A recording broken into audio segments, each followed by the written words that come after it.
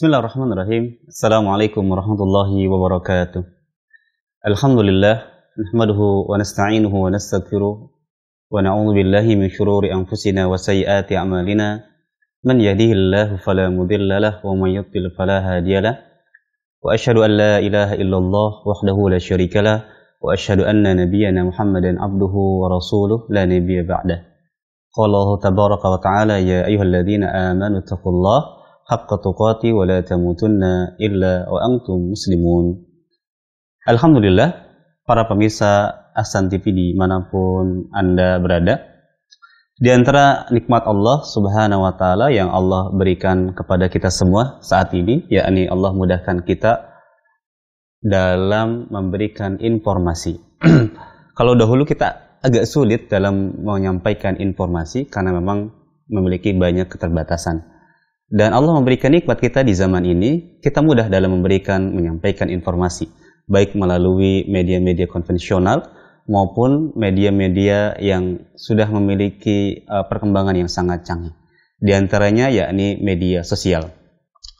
Tidak sedikit banyak kalangan masyarakat, terutama kaum muslimin, tidak sedikit yang menggunakan wasilah media sosial. Banyak di antara kaum muslimin yang menggunakan Facebook, Instagram, dan hal-hal yang lainnya yang tujuannya sama sebenarnya, ingin menyampaikan kegiatan-kegiatan pribadinya maupun kelompoknya. Dan penggunaan media sosial ini dilakukan atau dinikmati bagi semua kalangan. Tidak hanya orang-orang yang berpendidikan, tidak hanya orang-orang kaya, tapi mungkin dari anak-anak kecil. Apalagi ketika sekarang di pandemi, banyak anak-anak yang sekarang harus dipaksa untuk belajar melalui online. Nah, para pemirsa Ahsan TV dimanapun Anda berada, di malam hari ini, dalam program habis Ahsan Bincang Santai, kita akan membahas sedikit bagaimana sih sebenarnya pandangan syariat tentang masalah media sosial. Apakah memberikan manfaat, ataukah banyak memberikan keburukan, dan apakah ada kaidah-kaidah khusus tentang masalah ini? Dan di talkshow malam hari ini kita akan membahas seputar hal itu. Tentu saja saya tidak sendiri, saya ditemani oleh narasumber kita, oleh guru kita Ustadz Amin Nur Bait hafizahullahu taala, yang nanti insya Allah selama lebih kurang 60 menit akan menemani kita semua membahas tentang masalah ini. Karena banyak di antara kaum muslimin masyarakat yang memang banyak melanggar atau banyak menabrak rambu-rambu tentang masalah kaidah dalam bermedsos.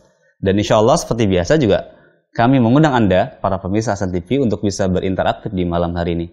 Dan tema kita malam hari ini, yakni tema yang sangat luar biasa, yakni jual moral biar viral. Karena banyak di antara masyarakat demi ingin terkenal, akhirnya melakukan banyak hal-hal yang melanggar di luar kaidah-kaidah. Baik, alhamdulillah kita telah terhubung dengan Ustadz dari kediaman beliau. Kita sapa terlebih dahulu. Assalamualaikum warahmatullahi wabarakatuh, Ustadz. Waalaikumsalam warahmatullahi wabarakatuh. Ustadz, gimana kabar antum dan keluarga di Jogja, Ustadz? Alhamdulillah, kami dalam kondisi baik. Bagaimana Pak Abdurrahman kabarnya? Alhamdulillah, Ustadz, jazakallahu khairan, insyaallah. Khair, masyaallah, barakallahu fiik. Barakallah, semoga Ustaz dan keluarga dan seluruh teman-teman di ANB semuanya diberikan kesehatan, Ustaz. Amin walaka bimithlin. Amin insyaallah. Jazakallahu khairan. Ustaz, sebagaimana yang tadi telah kita bahas ya, insyaallah ini pembahasan yang sangat menarik, Ustaz, yang mungkin banyak di antara hal-hal yang mungkin juga banyak ditanyakan. Nah, sebelum nanti Ustaz akan membahas itu, kami mungkin sedikit memperkenalkan dulu bagi pemirsa Ahsan TV yang mungkin banyak di antara pemirsa Ustadz yang dari daerah-daerah, karena banyak pemirsa dari Ahsan TV yang menyaksikan ini banyak dari luar pulau, Ustadz, seperti Kalimantan, Riau, dan sebagainya, yang memang banyak di antara mereka yang memiliki keterbatasan dalam majlis-majlis ilmu. Kami perlu sedikit memperkenalkan kepada para pemirsa Ahsan TV dimanapun Anda berada yang tinggal di pedalaman, yang waktu itu pernah ada yang bertanya, majlis ilmu sangat jauh dari rumah kami, bahwa insyaallah ta'ala kita akan berbincang-bincang dengan Ustadz Amin Nur Bait. Beliau menempuh pendidikan S1-nya yakni pernah jurusan Teknik Nuklir di Universitas Gadjah Mada. Kemudian beliau juga pernah menempuh S1 yakni mengambil jurusan fikih dan usul fikih di Madinah International University. Dan insya Allah beliau juga banyak memberikan konsultasi dan pertanyaan di antara web yang diasuh oleh Ustadz, yakni terkait dengan konsultasisyariah.com. Itu sedikit gambaran bagi para pemirsa Ahsan TV yang belum mengenal Ustadz Aminur Baiz, dan karena memang Ustadz agak jarang keluar Jogja, Ustadz ya, apalagi di tengah pandemi ini, insyaallah. Selama pandemi, insyaallah. Dan mudah-mudahan nanti bagi para pemirsa Ahsan TV yang ingin bertanya lebih jauh dengan Ustadz, insyaallah beliau juga memiliki tim, yakni channel ANB Channel. Jadi insyaallah nanti silakan bisa disimak tayangan-tayangan program beliau, insyaallah banyak manfaat yang bisa kita ambil. Nah, tadi kami sudah ingatkan bagi pemirsa Ahsan TV, insyaallah nanti kami mengundang Anda untuk bisa berdialog, bertanya terkait dengan pembahasan kita di malam hari ini. Bagi Anda yang ingin bertanya melalui layanan telepon, kami persilakan untuk bisa menghubungi kami di nomor 0811 900 7912. Atau Anda juga bisa mengirimkan pertanyaan melalui nomor WhatsApp di bawah ini di nomor 0811 900 7913. Baik, sebelum kita berbincang-bincang dengan Ustadz, kami persilakan dulu ada beberapa nasihat yang ingin disampaikan oleh Ustadz. Kami persilakan, fal yatafaddal mashkuran. Assalamualaikum warahmatullahi wabarakatuh. Alhamdulillahi haqqa hamdih wa ashhadu an la ilaha illallah wahdahu la syarikalah ta'ziman limajdih wa ashhadu anna Muhammadan abduhu wa rasuluh salawatu rabbi wa salamu alaihi wa ala alihi wa ashabihi wa man sara ala nahjihi wa stanna bi sunnatihi ila yaumiddin. Kaum muslimin, pemirsa Ahsan TV dimanapun Anda berada, semoga Allah Subhanahu wa ta'ala merahmati kita semuanya. Pertama, kita perlu memahami bahwasanya salah satu di antara nikmat Allah Subhanahu wa ta'ala yang sering kita sia-siakan, saya sebut sering disia-siakan, adalah karena banyak orang mendapatkan nikmat itu tapi tidak dimanfaatkan sebaik mungkin untuk menambah amal atau menambah ibadah kepada Allah, menambah ketaatan dan menambah pahala. Sehingga itu menjadi nikmat yang sia-sia. Dan nikmat itu adalah nikmat waktu. Sebagaimana yang disabdakan Nabi SAW dalam hadis yang diriwayatkan oleh Bukhari, "Ni'matan maghbunun fihima katsirun minan nas." Dua nikmat di mana banyak orang yang terlalaikan, yang tertipu dengan keberadaan dua nikmat ini. Katsirun minan nas, dan itu dialami oleh banyak orang. Yang pertama adalah as-sihhah, yang pertama kondisi sehat, yang kedua adalah al-faragh, waktu luang. Dan barangkali kita sendiri yang pernah melakukan itu. Saya, Anda, dan teman-teman yang berada di sekitar kita kurang begitu maksimal dalam memanfaatkan waktu yang diberikan oleh Allah Subhanahu wa ta'ala. Bisa bentuknya terlalu banyak digunakan untuk hal yang mubah. Ada juga bahkan yang lebih parah lagi, sebagian digunakan untuk sesuatu yang haram, sehingga waktu yang diberikan oleh Allah Subhanahu wa ta'ala justru menghasilkan dosa.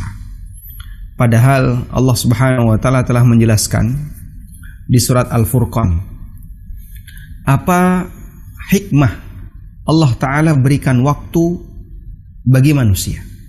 Allah jelaskan di surat Al-Furqan ayat 62. Wa huwa alladhi ja'ala al-laila wan-nahara khilfatan liman arada an yadhakkara aw arada syukura. Dialah zat Allah Subhanahu wa ta'ala. Ja'ala al-laila wan-nahara khilfah. Dia jadikan siang dan malam itu bergantian. Artinya Allah Ta'ala jadikan waktu itu beredar, kemudian terjadilah siang dan malam sesuai dengan apa yang Dia kehendaki. Kemudian Allah Subhanahu wa ta'ala tunjukkan, liman arada ayyadzakkara, bagi siapa yang ingin untuk mengambil pelajaran dari keberadaan waktu itu. Masya Allah, Allah Subhanahu wa ta'ala jadikan bumi ini ada yang kena wilayah siang, ada yang kena wilayah malam, dan itu saling bergantian.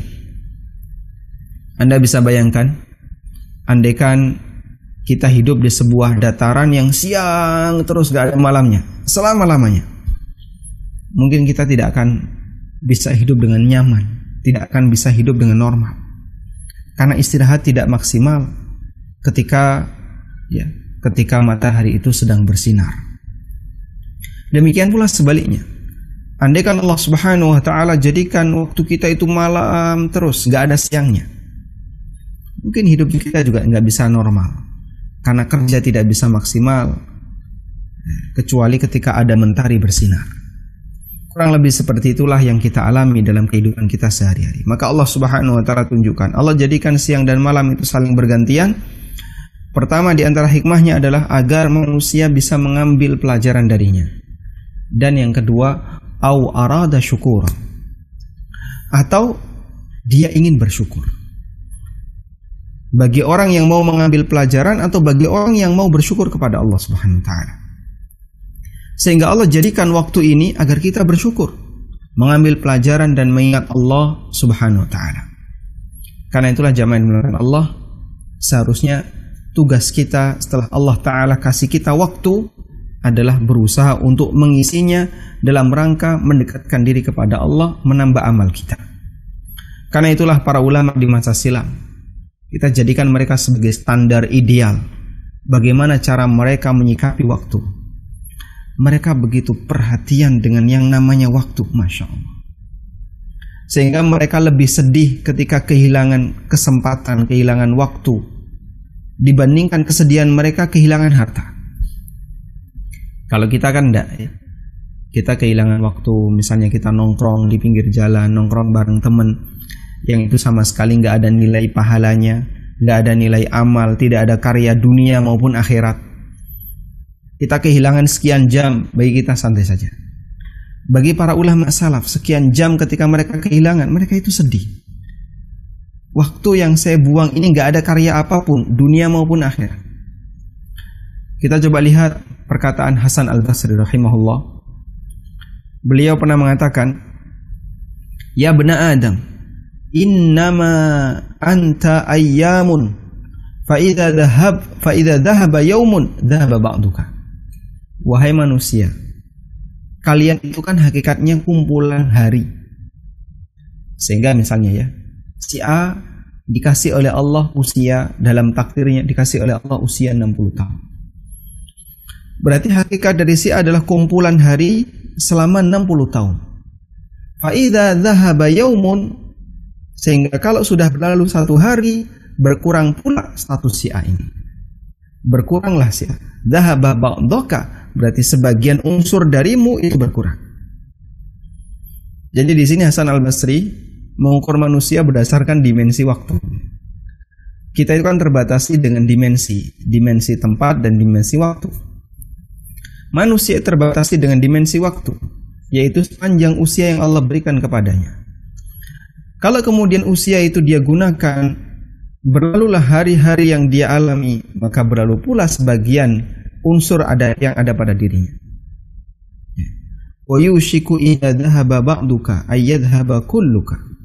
Dan kalau sebagian darimu sudah hilang, berarti sisanya segera akan hilang. Sehingga kamu nanti semuanya akan hilang. Dan memang seperti itu. Makanya yang hilang itu kalau tidak menghasilkan apapun sangat disayangkan. Apalagi kalau yang hilang itu menghasilkan dosa jemaah. Baik. Demikian pula yang dikatakan oleh para ulama yang lain, di mana mereka sangat bersedih ketika usia mereka bertambah, namun amal mereka tidak bertambah. Seperti perkataan Ibnu Mas'ud radhiyallahu anhu, menyesal ketika beliau tidak sempat mengisi waktunya untuk menambah pahala. Ma nadimtu ala syai'in nadmi ala yaumin gharabat syamsuhu naqasa fihi ajali wa lam yazid fihi amali. Tidak ada sesuatu yang lebih aku sesali melebihi penyesalan yang aku alami disebabkan ada satu hari di mana matahari tenggelam, berkurang waktu umur yang Allah berikan kepadaku, naqasa fihi ajali, berkurang umur yang Allah berikan kepadaku, wa lam yazid fihi amali, sementara amalku tidak bertambah. Jadi mereka begitu perhatian dengan yang namanya waktu. Jangan ada sedikit pun waktu yang Allah berikan kepadanya, usia yang Allah berikan kepadanya kemudian hilang tanpa makna. Baik. Beliau tidak ingin waktunya hilang sia-sia tanpa bertambah amalan. Karena itu beliau juga pernah mengatakan, yang paling dibenci oleh Ibnu Mas'ud itu orang yang nganggur. Ini nggak produktif, tidak ada keuntungan duniawi maupun akhirat. Inilah abghadur rajul. Aku sangat benci dengan orang yang an arahu farighun. Ketika saya lihat dia itu nganggur. Laisa fi syai'in min amali dunya wala fi amali akhirah. Dia enggak menyibukkan dirinya dengan kegiatan produktif untuk dunia maupun kegiatan produktif akhirat. Jadi kalau ada orang yang punya kegiatan meskipun dalam urusan dunia dan itu memang dia butuhkan, bukan hal yang tercela selama itu tidak sampai melakukan tindakan yang haram dan tidak berlebihan. Karena itu kegiatan yang produktif. Apalagi ketika orang melakukan kegiatan yang bisa menghasilkan pahala di akhirat. Nganggur itu bahaya. Sebagian besar kenapa orang kemudian nyasar banyak berbuat maksiat karena nganggur. Makanya orang kalau tidak punya kesibukan dengan sesuatu yang bermanfaat, biasanya kayak gini ya, dia akan gunakan untuk sesuatu yang tidak bermanfaat. Sehingga nganggur itu bisa memiliki potensi yang berbahaya.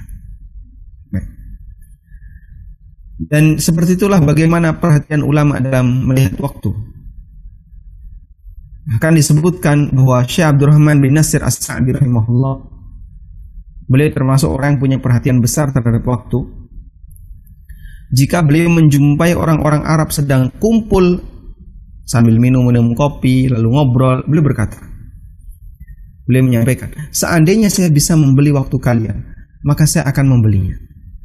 Kalian ini kan nganggur, ngobrol bareng, majlis ya, duduk bareng, kemudian ngopi-ngopi, nyantai. Ayo tat, duduk nyantai di sini tat. Ya, ustadznya diajak. Ada apa pak? Ya sudah, pokoknya nyantai aja tat. Kemudian duduk bareng, ngopi, ngeteh. Syekh Abdurrahman As-Sa'di melihat seperti itu, beliau datangi mereka dan beliau mengatakan, waktu kalian yang nganggur yang kalian sia-siakan, andaikan bisa tak beli. Andaikan waktu yang kalian miliki ini bisa saya beli, akan saya beli. Karena beliau merasa kekurangan waktu untuk segala keperluan beliau. Terutama, Masya Allah, beliau termasuk di antara ulama yang produktif. Banyak menulis, bahkan salah satu di antara karya tulis beliau cukup terkenal ya. Tafsir yang beliau tulis, tafsir yang cukup ringkas. Jadi jamaah dimuliakan Allah, penting kiranya untuk kita perhatikan bagian ini.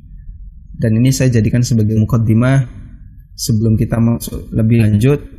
Karena orang kalau sudah punya perhatian dengan waktu dan dia berusaha untuk mengisi waktunya dengan ketaatan, insya Allah masalah medsos dan aneka keributan di medsos, dia tidak akan tertarik untuk ikut bergabung berlebihan, kecuali yang itu bisa menghasilkan amal baginya.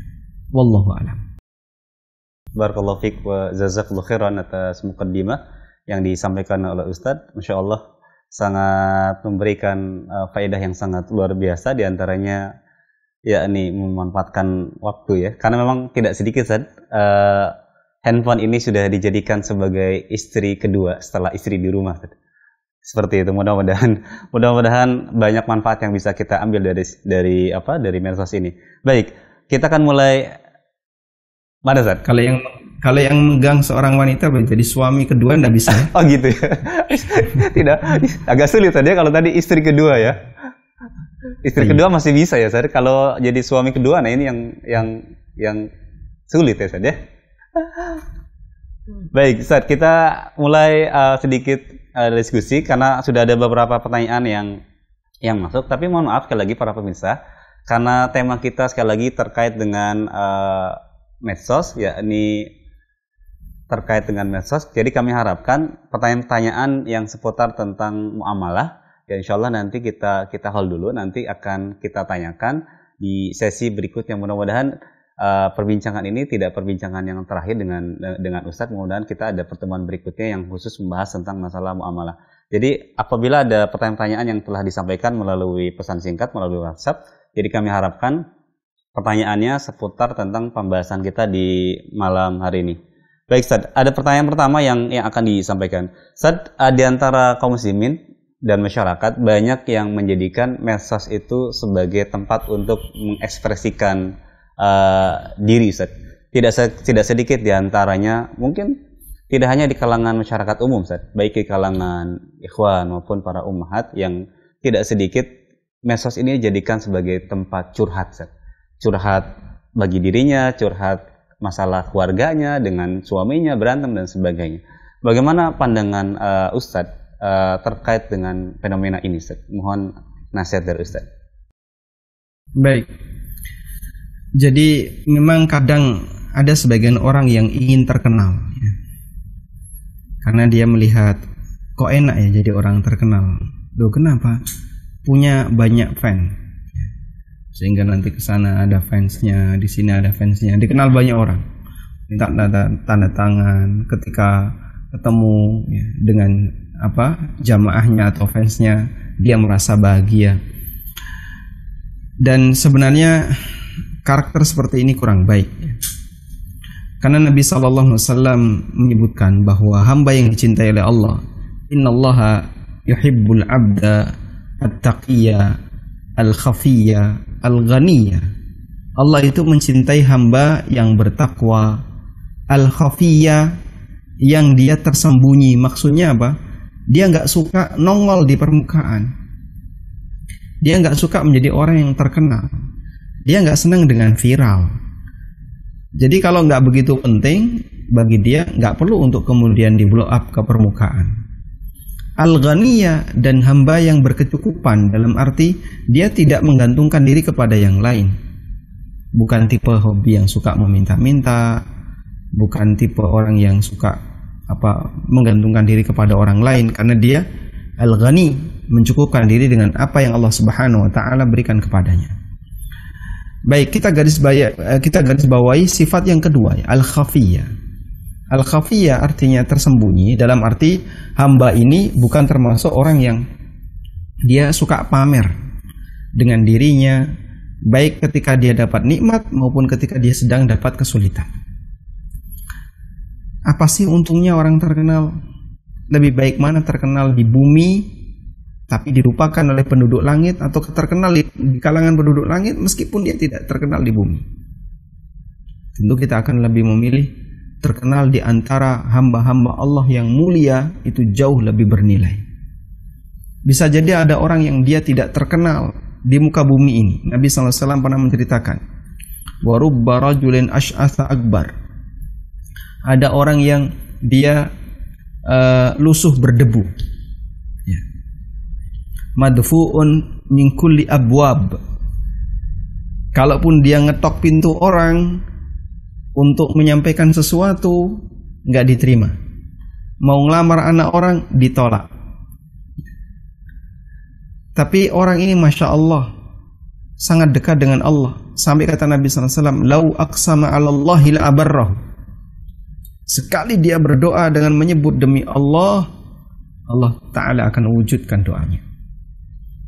Coba, ada orang yang sekali berdoa langsung dikabulkan. Wah, itu kan menakutkan sekali. Bagi sebagian orang yang dia, mungkin bagi sebagian orang akan menganggap, wah ini orang sakti, sekali ngomong terwujud. Wali Allah yang tidak terkenal ini dicintai oleh Allah, sekalipun dia tidak begitu terkenal di permukaan. Masyarakat tidak mengenalnya. Masyarakat tidak begitu respon dengannya karena dia tidak punya status sosial. Kita bisa lihat misalnya cerita tentang Uwais Al-Qarni, bagaimana pujian yang diberikan Nabi SAW kepadanya. Masyarakat tetangganya di sekitarnya menganggap dia ini orang yang nggak punya status sosial, padahal sebenarnya dia adalah orang yang mulia di sisi Allah Subhanahu Wa Taala. Ada sebagian orang yang tidak punya status sosial tapi dia dekat dengan Allah Subhanahu Wa Taala. Maka yang lebih penting, kita dikenal oleh Allah, dekat dengan Allah, dikenal oleh hamba-hamba Allah yang saleh di kalangan para malaikat, terkenal di kalangan penduduk langit, tapi sejadi dia tidak terkenal di kalangan penduduk bumi. Dan satu hal yang penting begini. Ada efek samping kalau orang itu sudah menjadi terkenal. Apa efek sampingnya?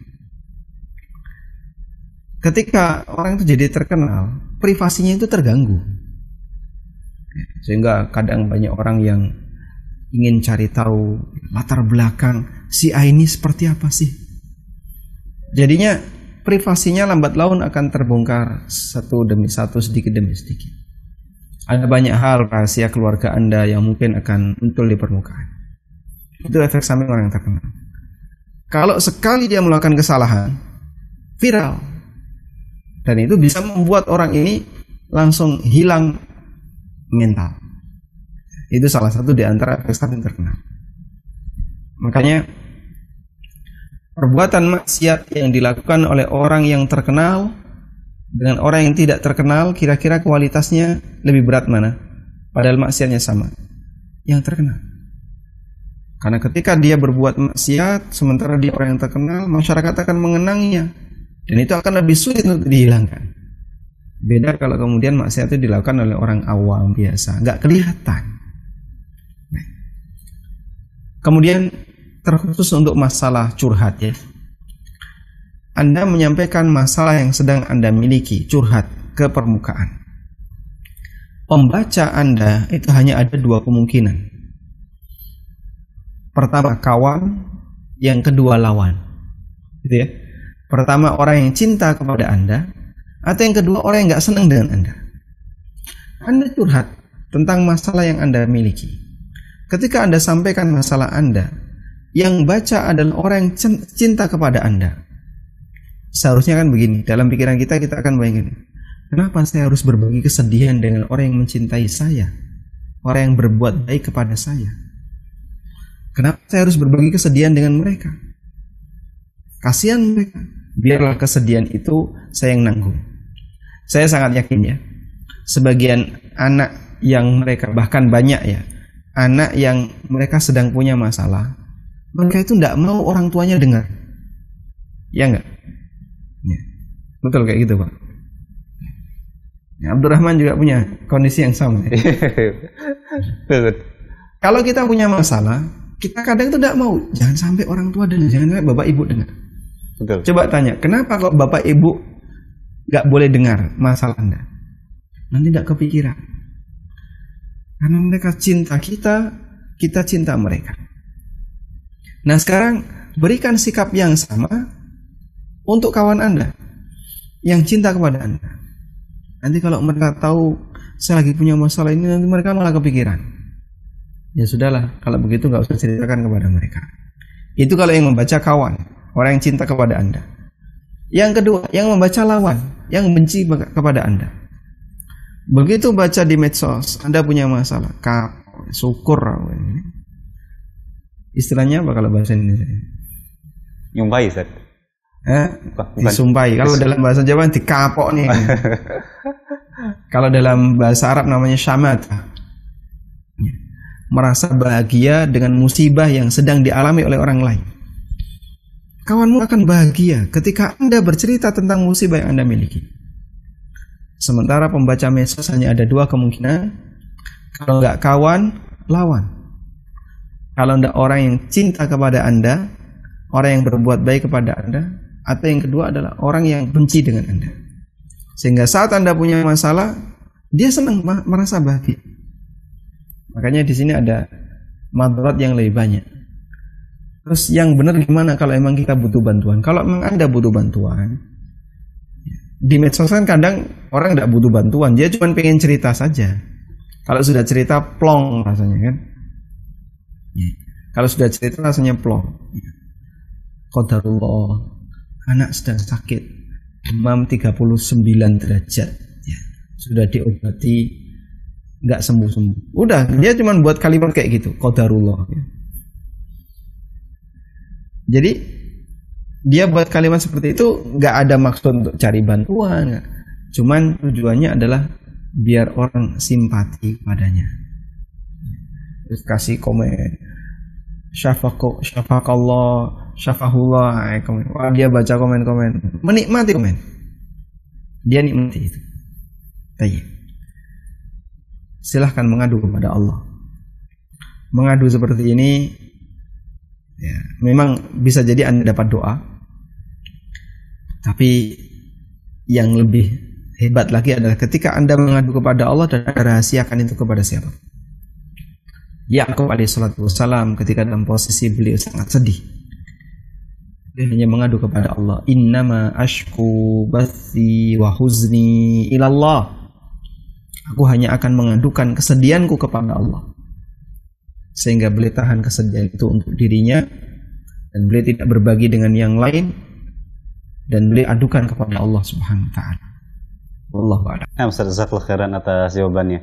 Kita akan mulai sedikit mengangkat beberapa pertanyaan yang sudah masuk yang terkait juga dengan tadi, Ustaz. Ini ada pertanyaan dari Geraldi.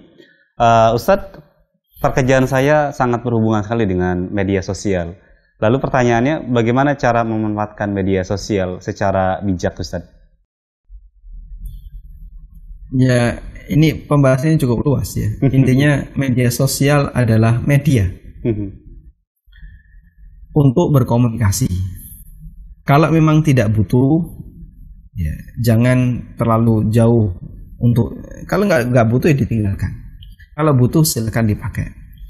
Nah, posisi Anda bekerja di tempat itu dalam arti sangat sangat dekat dan akrab dengan media. Terus bagaimana yang bisa dilakukan? Intinya begini, kalau memang Anda harus bekerja di situ, misalnya Anda sebagai admin web atau admin Facebook, atau Anda harus memproduksi konten lalu ditaruh di YouTube atau yang lainnya. Intinya pastikan bahwasanya apa yang Anda sajikan untuk orang lain, adalah kebaikan. Intinya itu ya. Kalau Anda bisa memastikan bahwa apa yang Anda sajikan kepada orang lain adalah kebaikan, semoga itu bisa bertahan dan menjadi pahala jariah bagi Anda ketika ada orang yang dia mendapatkan hidayah dari kebaikan yang Anda sebarkan. Terus terang, saya merasa bahagia kalau ada jamaah misalnya, atau ada teman yang dia menyampaikan, alhamdulillah saya sekarang sudah hijrah sejak nonton video yang kemarin jenengan sampaikan. Wah, itu senang sekali. Alhamdulillah. Semoga jadi catatan amal. Ya. Semoga jadi catatan amal. Semoga diterima oleh Allah. Sehingga bisa jadi ada banyak orang yang sebenarnya tidak kelihatan di balik layar. Di sebelah kiri saya ada 3 orang.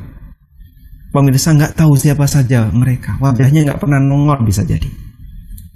Tapi Masya Allah, dekat jasa mereka yang di balik layar tayangan ini bisa tampil ya, lalu didengar oleh kaum muslimin di tempat yang lain, kemudian dia mendapatkan pencerahan, lalu dia merasa harus berubah. Insya Allah kita semuanya dapat aliran pahala.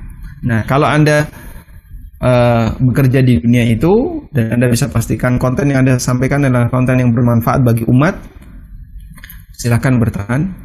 Semoga Anda juga turut mendapatkan pahala dari upaya yang dilakukan dalam menyampaikan dakwah. Wallahu a'lam. Nah, Ustaz, jazakallahu khairan atas jawabannya. Kami undang bagi para pemirsa Hasan TV di malam hari ini yang ingin bertanya langsung kepada Ustadz, kami persilahkan bisa menghubungi kami di nomor 0811 900 7912. Sudah teleponnya masuk? Belum? Terputus, baik. Kita akan bacakan pertanyaan yang sama, Ustadz. Dari banyak pertanyaan yang ditanyakan ke kita adalah terkait dengan pertanyaan tadi, Ustadz. Di antara orang aktif di medsos ingin terkenal. Nah, pertanyaan berikutnya adalah, Ustadz, bagaimana ketika dia aktif, misalkan memiliki akun-akun YouTube, kemudian dia terkenal, kemudian dia punya niatan juga ingin mencari uang, Ustadz, dari hasil YouTube-nya. Ini pertanyaan yang sangat banyak sekali ditanyakan. Mohon jawaban dari Ustadz tentang ini. Baik, berarti intinya monetisasi akun ya? Ya. Yeah. Facebook, YouTube. Facebook bisa monetize, nggak bisa ya? YouTube. Ya? YouTube. Ya. Atau Anda punya web, kemudian Anda membuka Google AdSense. Apakah seperti ini boleh? pada asalnya mengiklankan lalu Anda mendapatkan upah ya. Ini akadnya adalah akad ijarah. Dan yang saya pahami untuk Google AdSense dan seterusnya itu sifatnya akadnya lebih dekat kepada ijarah am. Ijarah am itu adalah akad ijarah di mana Anda berhak untuk melayani banyak klien. Atau bisa juga kita dekati dengan akad ju'alah. Jika nanti tayangan itu muncul, lalu Anda mendapatkan fee sekian. Namun apapun itu mau didekati dengan akad A, B, C, secara akad insya Allah tidak ada masalah. Jadi secara akad tidak ada masalah. Cuman barangkali yang perlu untuk disorot adalah justru malah kontennya. Bisa nggak Anda pastikan bahwasanya konten iklan yang tampil di media sosial Anda, di akun Anda adalah iklan yang tidak bermasalah? Ya. Dalam kondisi sekarang cukup sulit. Apalagi seperti YouTube, kemudian web itu kadang iklan mengikuti algoritma pengguna device. Sehingga seperti apa cara si A ini menggunakan HP-nya, menggunakan laptopnya, apa yang sering dia browsing, apa yang sering dia buka, itu kan tercatat.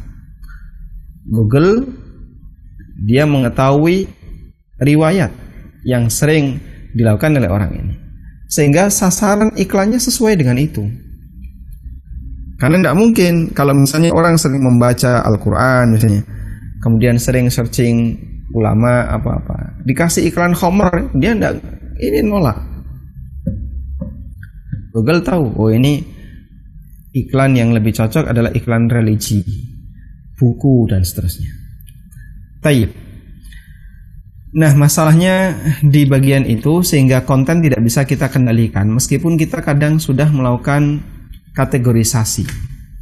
Saat mau masang iklan, dipilihlah kategorisasi. Misalnya kita pilih untuk usia sekian. Lalu kemudian kita arahkan ke masalah apa misalnya otomotif. Kemudian kita arahkan ke masalah apa yang kira-kira nggak bakalan menampilkan wanita. Anda pasang saja di usia 60 tahun ke atas. Ada nggak kategorisasi 60 tahun ke atas kalau di AdSense? Kurang tahu ya. Atau mungkin 80 tahun ke atas kalau ada ya. Siapa kira-kira sasarannya 80 tahun ke atas? Wah, itu dikasih iklan apa ya kira-kira ya? Wah, iklan jamu gelinu ya, atau asam urat atau yang semacamnya. Intinya kategorisasi itu mungkin untuk kita lakukan, tapi realnya di lapangan iklan yang muncul itu adalah iklan yang mengikuti kebiasaan dan riwayat di mana pengguna itu para pengguna device. Dan laporan seperti ini sudah berkali-kali masuk ke kami gitu kan.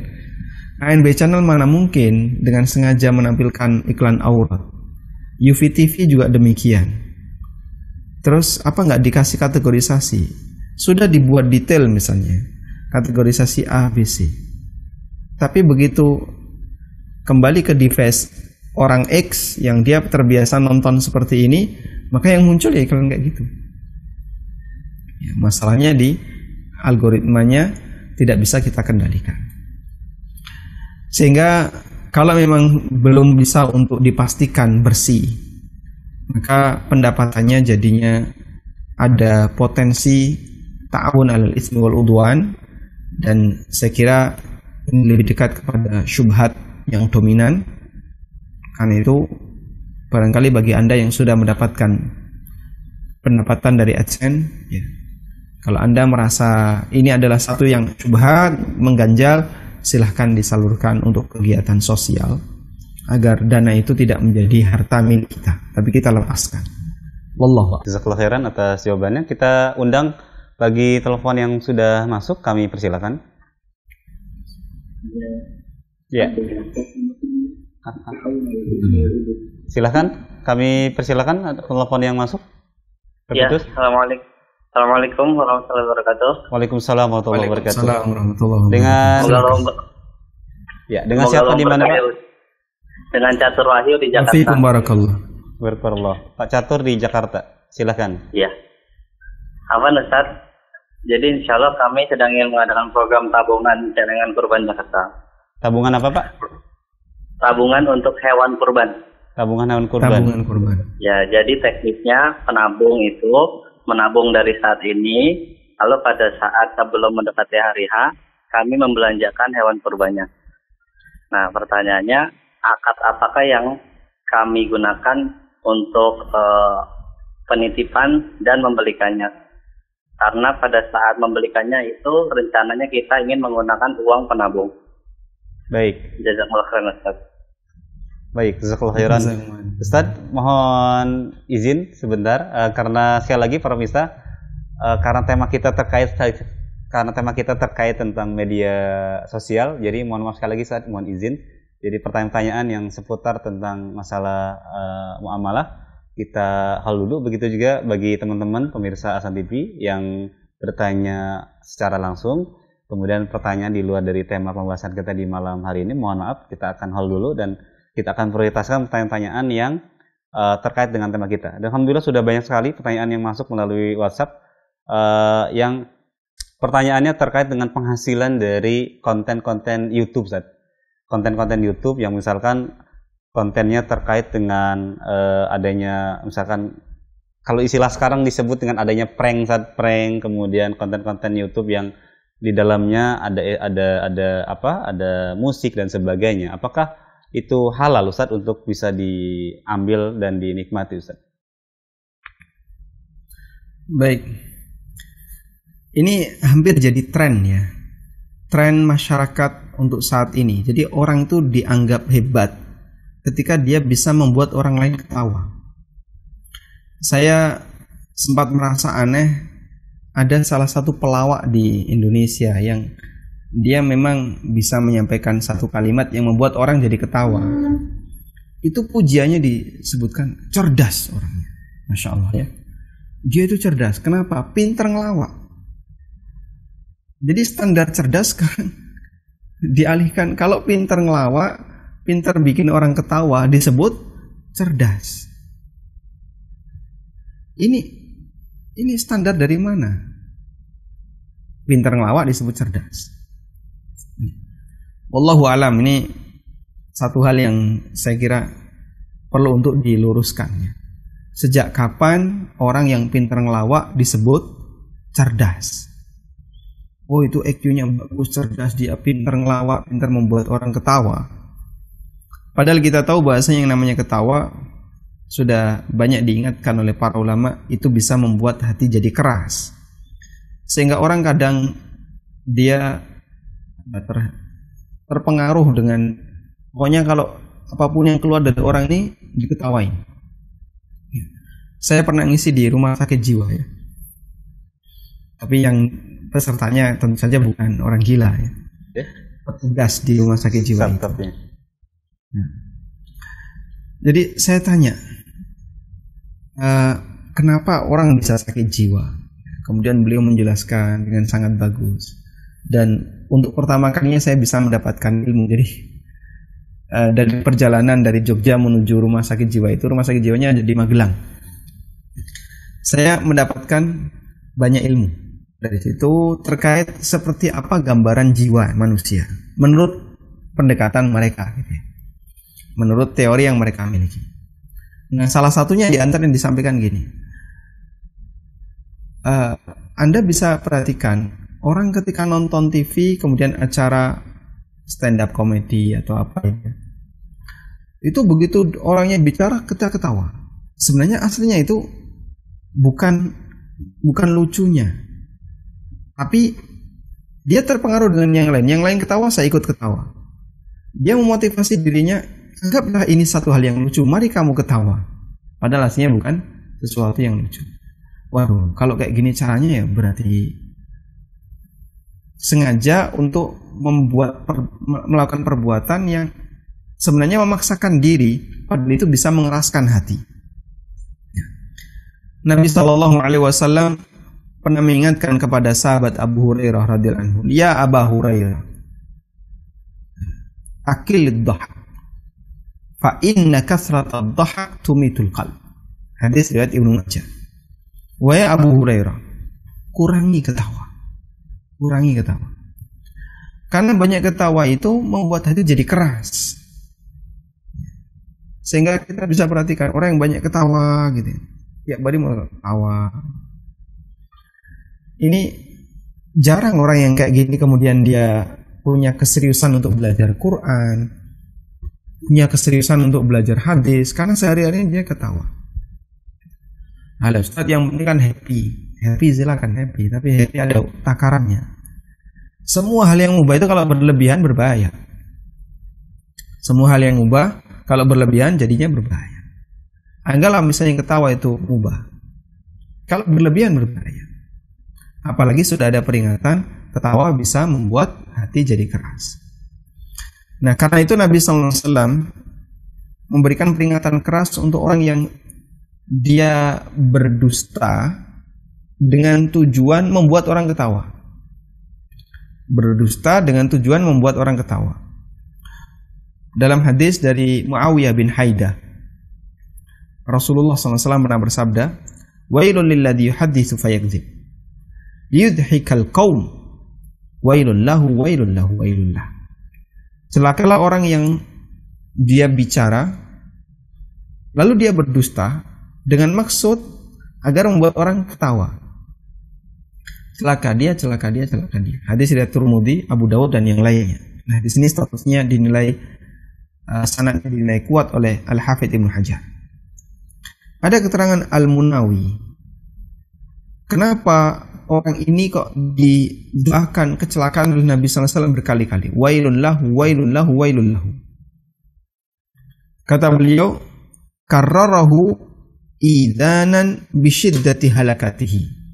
Nabi SAW mengulang-ulang kalimat wailun lahu, wailun lahu, wailun lahu, celakalah dia, celakalah dia, celakalah dia. Beliau ulang-ulang sebagai bentuk peringatan akan bahayanya perbuatan semacam ini. Kemudian beliau menjelaskan kenapa kok itu bahaya. Li'annal kadziba wahdahu ra'su kulli madhmum. Dusta itu sendiri adalah puncaknya celaan. Dusta itu kepala semua tindakan yang tercela. Pemimpin semua tindakan yang tercela.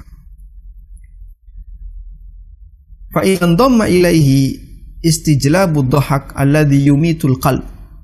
Apabila itu ditambahi dengan maksud untuk membuat orang ketawa, yang itu bisa membuat hati semakin keras, wa yujlibun nisyan, dan membuat orang jadi pelupa, wa yurithu ru'una, dan membuat orang jadi butuh, karena akbahal qaba'ih.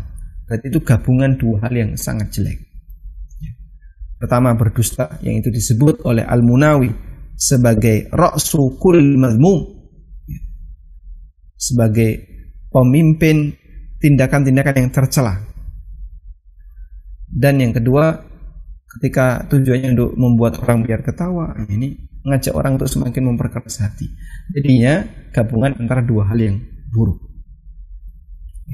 Makanya semua yang seperti itu, ngeprank, kemudian apalagi komedi-komedi, subhanallah, ini jadi profesi sekarang. Ya. Gak ada manfaatnya sama sekali, dan itu justru membahayakan bagi kita. Wallahu a'lam. Jazakallahu khairan atas jawaban dari Ustaz. Mudah-mudahan ini bisa dipahami ya bagi para pemirsa yang menyaksikan tayangan di malam hari ini.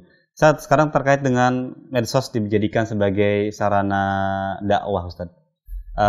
Tidak sedikit sekarang mungkin banyak di antara ikhwan yang membuat semacam channel-channel, kemudian akhirnya memotong-motong penggalan-penggalan ceramah-ceramah asatidzah, kemudian akhirnya istilahnya di-share, kemudian ditonton dan menghasilkan keuntungan dari situ. Apakah ini termasuk perkara yang diperbolehkan, Ustaz, dari sisi syariat, Ustaz? Jadi memonetisasi konten orang lain. Ya, betul. Misalkan konten-konten Ustaz diambil pas sesi soal jawabnya, dipotong kemudian ditampilkan di channel-channel beliau.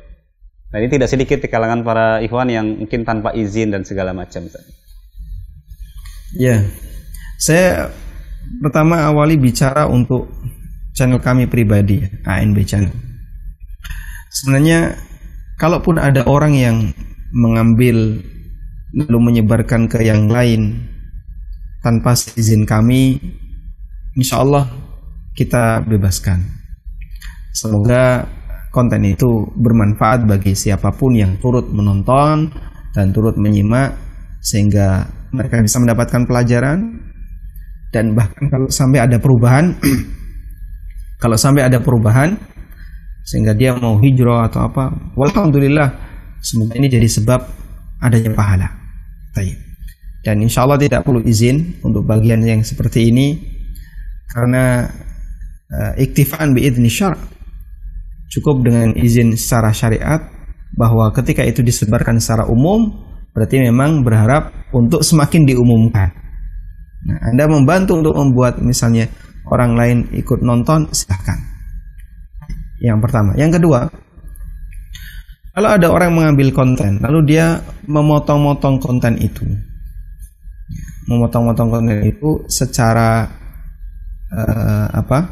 secara sepihak, dalam arti tidak minta izin kepada pemilik, ya mungkin ini perlu dipertimbangkan, karena itu kan bukan konten kita, itu milik orang. Terus seperti ini boleh ataukah tidak?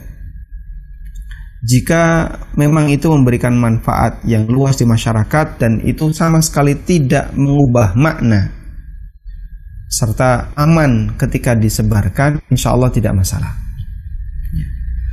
Misalnya ada ceramah syekh atau ceramah ustaz, bagian ini sampai sini kayaknya penting, sehingga komplit, jangan diputus. Penjelasan belum selesai diputus. Nah, itu kadang bisa menimbulkan bahaya. Komplit. Satu pertanyaan, satu jawaban, lengkap, komplit, dipotong. Lalu biar memudahkan bagi para pemirsa yang nontonnya biar nggak terlalu panjang, kita taruh itu di internet atau di YouTube. Sehingga cuma 3 menit atau 4 menit. Nah, ini kan lebih ringan untuk nonton. Baik. Seperti ini, jika tidak ada pernyataan resmi larangan dari pihak pemilik channel, insya Allah yang kami pahami, semoga tidak masalah, karena ini bagian dari menyebarkan dakwah. Tapi kalau ada larangan resmi dari pemilik channel, bahwa pemilik channel X melarang setiap bentuk pemotongan video di channel ini, maka hukumnya tidak boleh, karena sudah ada larangan. Wal muslimun ala syurutihim, dan setiap muslim harus memenuhi kesepakatan yang mereka buat. Lalu yang ketiga, jika ada orang yang sengaja melakukan itu dengan niat memonetisasi, nah ini lebih tercela lagi. Kenapa? Dia cari duit dengan menggunakan keringat orang lain. Dia nggak kerja, dia nggak menyampaikan materi itu, tapi ini karena menarik, dipotong-potong, taruh di kanalnya, kemudian dikasih iklan. Dan iklannya kadang ya tidak karuan. Kalau seperti ini memang niatnya dari awal seperti itu, ini niat yang tercela dari awal. Wallahu a'lam. Jazakallahu khairan atas jawabannya. Mudah-mudahan pertanyaan yang disampaikan tadi mudah-mudahan bisa dipahami oleh para pemirsa Ahsan TV dimanapun Anda berada. Baik, kami undang kembali bagi pemirsa yang bertanya secara langsung, kami persilakan bisa menghubungi kami di nomor 0811-9007912. Sudah ada telepon yang masuk? Terputus? Baik. Terputus? Baik, terputus. Kita bacakan pertanyaan berikutnya. Ustaz, bagaimana terkait dengan salah satu media sosial yang bernama yang bernama TikTok, Ustaz?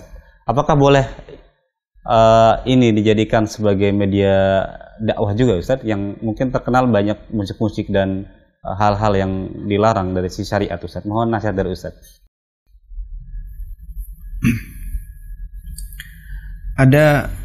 Saya tarik agak jauh dulu ya. Ada orang yang berpikir kayak gini. Kenapa sih hampir semua media yang ada di internet itu miliknya orang kafir? Ya, Facebook, Instagram, YouTube, atau Google secara umum. Kemudian apa lagi? Bawahnya Google kan banyak ya. Bawahnya Google banyak, ada YouTube. Kemudian ada aneka di bawahnya lagi, media sosial punyanya Google. Kenapa kok itu tidak dimiliki? Enggak ada satupun yang dimiliki oleh muslim. Malah justru sebaliknya, saya membayangkan, andai kan ada salah satu di antara media ini ya, media sosial ini dimiliki oleh Muslim, mungkin akan memberikan banyak sekali dosa baginya. Alhamdulillah, hampir semua media itu, atau bahkan semua media itu miliknya orang kafir. Karena yang namanya media sosial, maksiatnya itu banyak. Kotorannya dengan isi yang bermanfaat lebih banyak kotoran. Di sini lebih dominan kotoran daripada isi yang bermanfaat. Kok ini media dimiliki oleh seorang Muslim? Masya Allah, saya nggak kebayang dosanya. Dia yang punya YouTube, siapa? Muslim dia. Sekarang sedang haji. Kita nggak kebayang kira-kira dosanya kayak apa. Sementara yang namanya YouTube, kotorannya itu cukup banyak. Termasuk juga TikTok, termasuk juga Facebook, Instagram, dan seterusnya. Baik. Maka kita bersyukur kepada Allah. Allah lindungi kaum muslimin, tidak ada di antara mereka yang memiliki media sosial seperti ini. Yang kedua, kalau untuk TikTok sendiri bagaimana? Memang rasan-rasan yang sering kita dengar ya, TikTok itu jeleknya jauh lebih dominan, banyak sekali jeleknya. Dalam arti kontennya adalah konten yang banyak masalah. Terus boleh nggak itu kita jadikan sebagai media dakwah? Ya, pada asalnya sebagaimana media yang lain, tapi lebih kepada menimbang masalah dan madarat. Kalau memang masalahnya besar, silahkan. Tapi kalau di situ ada madarat yang sangat berbahaya, kalau dilakukan ya sebaiknya tidak dilanjutkan. Baik. Memang TikTok ini sudah dipakai oleh para masyayikh, ya, sehingga ada beberapa konten dakwah, termasuk juga bacaan Al-Quran dari Imam Masjidil Haram, itu ada yang di TikTok kan. Jadi memang ini media, sifatnya murni media. Dan ketika itu sifatnya murni media, ya pada asalnya mubah. Cuman ketika ada potensi maksiat, ya tinggal ditimbang saja mana yang lebih dominan, apakah maslahatnya ataukah madaratnya. Wallahu a'lam. Jazakallahu khairan atas jawaban dari Ustadz. Mudah-mudahan bisa dipahami ya dari beberapa pertanyaan yang sudah masuk. Ada telepon yang masuk terakhir mungkin di malam hari ini? Belum, terputus. Baik. Ustadz, pertanyaan terakhir Ustadz sebelum kita tutup karena waktu yang terbatas, kita sampai pukul 21.00. Ustadz, mohon nasihat dari Ustadz, bagaimana kita mendudukan medsos ini agar kita mendapatkan pahala Ustadz dan kebaikan dari medsos tersebut. Jazakallahu khairan. Jazakallahu khairan. Nah, tadi kita telah sampaikan media sosial hanyalah media. Dan media itu tergantung siapa yang pakai. Kalau dipakai hal yang bermanfaat, insya Allah menghasilkan pahala. Kalau dipakai untuk hal yang maksiat, ya, akan menghasilkan dosa. Dan kalau sebatas kita menggunakan media, karena kan pengguna media itu ada dua ya. Yang pertama sebagai pemberi konten, yang kedua sebagai penikmat konten. Kalau kita di posisi sebagai penikmat konten, maka yang bisa kami sarankan adalah jadilah penikmat konten yang yang memilih mana yang terbaik dengan cara jangan terlalu bergantung kepada internet. Ada pesan yang disampaikan oleh salah seorang ulama Mesir. Beliau mengatakan bahwa internet itu ibarat toilet. Kapan kita ke toilet? Saat butuh. Kira-kira berapa kali sehari? Ya maksimal ya rata-rata 2 kali maksimal. Kalau rata-ratanya sekali. Saat kita butuh, ini toilet untuk buang air besar ya. Saat kita butuh, kita akan datang. Begitu selesai hajat, kita tinggalkan. Nah, kurang lebih sikapi seperti itu. Sehingga saat Anda butuh, silahkan Anda dekati. Tapi kalau kemudian Anda merasa nggak butuh, sebaiknya dihindari. Kadang ada orang kan merasa nggak butuh, terus scroll terus ya. Kamu ini nyari apa? Kamu juga nggak butuh informasi yang penting di sini. Akhirnya cuma buang-buang waktu ya, daripada nganggur mas. Kayak gini. Sangat sayang ya. Kembali kepada masalah waktu tadi. Ulama itu sedih kalau waktunya hilang sementara amalnya tidak bertambah. Ya. Wallahu ta'ala alam. Mungkin itu yang bisa kita sampaikan. Semoga bermanfaat. Wassallallahu ala nabiyyina Muhammadin wa ala alihi wa sahbihi wa sallam. Nah, Barakallahu fiik wa jazakallahu khairan atas nasihat-nasihat yang telah diberikan Ustaz Amin Rais hafizullah taala. Kami ucapkan jazakumullahu khairan atas keluangan waktu di malam hari ini, dan kami ucapkan juga jazakumullahu khairan kepada seluruh teman-teman di ANB Channel atas wasilah yang diberikan di malam hari ini. Kami mohon maaf, kami sampaikan kepada seluruh pemirsa Ahsan TV dimanapun Anda berada, yang telah mengirimkan beberapa pertanyaan yang sangat banyak sekali di malam hari ini, dan ketika kami perhatikan pertanyaannya banyak pertanyaan yang bertanya seputar tentang masalah muamalah ya. Insyaallah mudah-mudahan nanti kita akan meminta keluangan waktu Ustadz kembali khusus membahas tentang masalah ini bersama para pemirsa Ahsan TV. Insyaallah mudah-mudahan ada keluangan waktu ya Ustadz. gimana? Mudah-mudahan ada keluangan waktu kembali. Insyaallah. Insyaallah. Baik, jazakallahu khairan. Mudah-mudahan insyaallah. Baik, jadi sekali lagi kamu maaf jika ada pertanyaan yang tidak tersampaikan dari sekian banyak pertanyaan di malam hari ini. Sekali lagi kami ucapkan jazakumullahu khairan. Maka izinkan kami atas nama kru yang bertugas di malam hari ini, mohon maaf jika ada kekurangan. Kita tutup dengan doa kafaratul majlis. Subhanakallahumma wa bihamdika asyhadu an la ilaha illa anta astaghfiruka wa atubu ilaik. Assalamualaikum warahmatullahi wabarakatuh.